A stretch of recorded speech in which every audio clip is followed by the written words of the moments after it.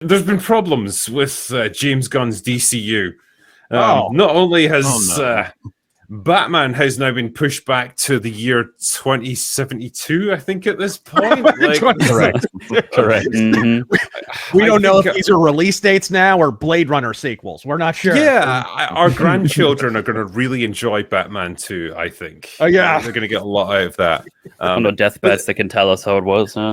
Right. The funny thing is as well, because that Batman is not going to be connected to the other Batman that's going to be part of James Gunn's DCU. So there's going to be a separate version of him. So how many Batmans have we had over the past 5 years? We're running short of scope for expanding that character. But anyway, so that's one problem that he's dealing with. The other one is rumors that the Superman movie has had pretty bad test screenings so far. People have described it as a combination of The Mummy and the first Captain America movie. That's the funny thing is, when you say that sounds amazing compared to what we've had in terms of superhero movies. Wait, hold on. Which Mummy? Are we talking Tom Cruise? No, probably the we don't know. Fraser. Right. Yeah, I'm assuming it's that. I'm assuming it's that kind of goofy tone, right? But yeah, those two things combined, not a great start. I don't think. Creature Commandos came out. Apparently, it was well reviewed critically. No one actually watched it though, because no one cared. True. They're also dealing with continuity problems in the sense that you're completely refreshing your lineup. So you've got a new Superman. You're probably going to have a new Wonder Woman, new Aquaman, new Batman. But you're also going to keep some of the characters. You're going to keep Peacemaker. You're going to keep Amanda Waller. You're also going to keep Jason Momoa, but now he's playing Lobo. So you've got the same actor playing a different character. You can see how this might result in a bit of confusion amongst audiences, where you're keeping some bits but not others, but it's supposed to be a reboot, but it's not really because you've got a bunch of stuff that carries over. What even is it at this point? I don't know. I don't understand it. Yeah, the DCU seems to be a bit of a mess at the moment.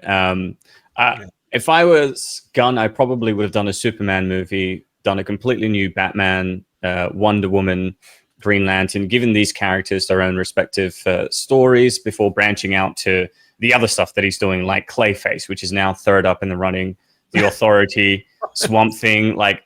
These are obscure characters that the majority of audiences aren't too familiar with. So I have no idea why they're coming before. And these are movies that they're the kind of movies that are going to accrue an audience when superheroes are hot, right? And 2024, 2025 now, you're kind of striking while the iron is flash frozen. It's not really, I don't know. Yeah. It's man, we've talked about this on previous open bars where it kind of feels like the prospects for the whole superhero genre kind of rest on Superman. If the movie doesn't do well, and I mean seriously well, they got problems to the point where it's not really now that we can see the success of any given project will direct what happens next, right? The whole Black Adam, The Rock versus James Gunn's future path for DC is we got an answer on that. We saw it all play out, and the Batman, it was successful, but just didn't make enough money for it to be fast tracked into that sequel. And now you could tell they've probably been discussing this for ages. What are we doing with Batman? Can't be having multiple Batmans. And so I think I just agree with everyone else's sentiment. The second it said, "Oh yeah, 1 year delay," everyone goes, "So you know how you want it?" You know. No, there's just a delay.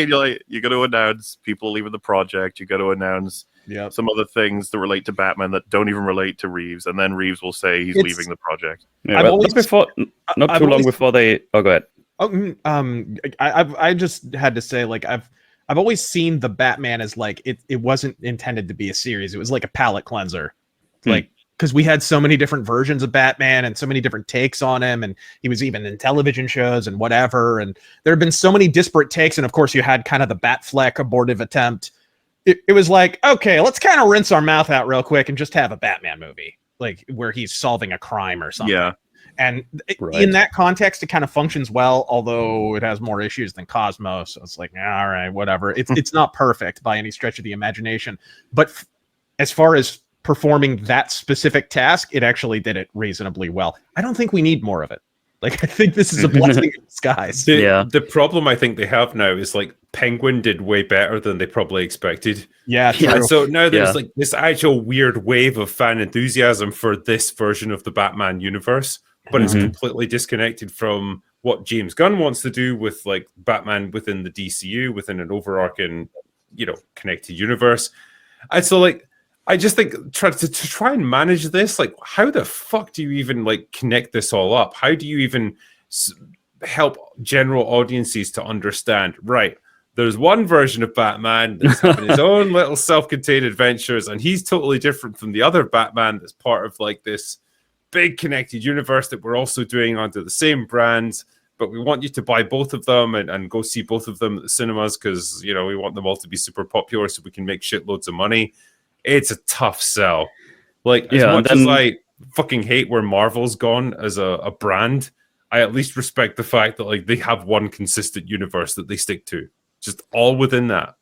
Yeah, it's gonna get weird as well because if they have like these two different universes at the same time, which I guess you can now call the Penguin and the Batman like the else worlds DC stuff right now, because that's not supposed to be connected to anything. But imagine the second one, if it ever comes out, does like really well, and they have their other Batman that they wanted to have and it does really shitty, then they might get some strange ideas like, oh, how can we get that Batman over to this one that we want to be successful?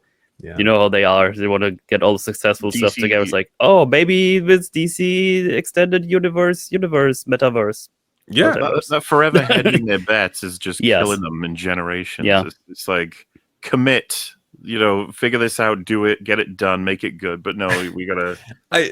This is why I always wanted ridiculous shit to happen. Like, say Blue Beetle had made like $3 billion, like it was the most successful movie of all time, and then they're suddenly scratching their heads, like, what the fuck do we do now? Right? Blue Beetle is our Iron Man. Yeah. Like, just stuff like that, because it's like you're obviously just it's like if the Jackson 5 had spun off and Tito's album sold best. Part of the problem is that they're trying to create an interconnected universe to catch some of the lightning in a bottle that Marvel did with the first 2-3 phases of the MCU. And I mean, Razorfist was sort of alluding to this, but the first Batman worked because it was a self-contained elsewhere world story that didn't try and tie itself to any other comic book character. And I think if they went that direction with Superman, Wonder Woman, Clayface, it would be fine. But part of the difficulty that they're facing now is that trying to link everything together, and it's not happening organically.